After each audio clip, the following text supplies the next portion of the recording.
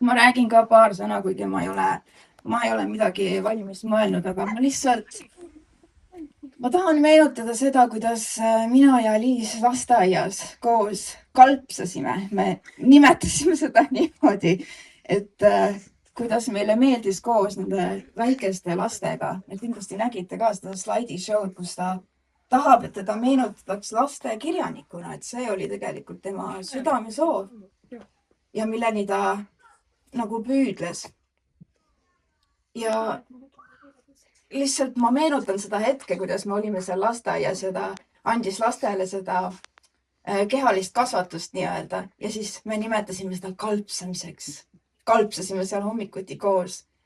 Ja ma tõesti loodan, Aliis, et sa nüüd kalpsad seal taevas või kus iganes sa kalpsad, aga et sa kalpsad.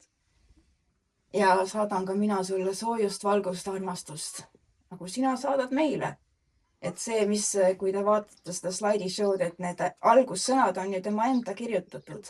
Et tema nüüd nagu lohutab meid vastu, mis on nii huvitav. Aga nii see on.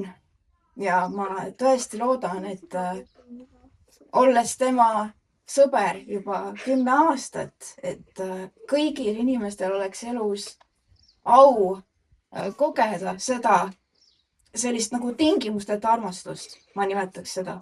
Vot see oli tingimusteta armastus ja ma soovin seda tõesti teile kõigile, et te seda kogeksite. Aitäh!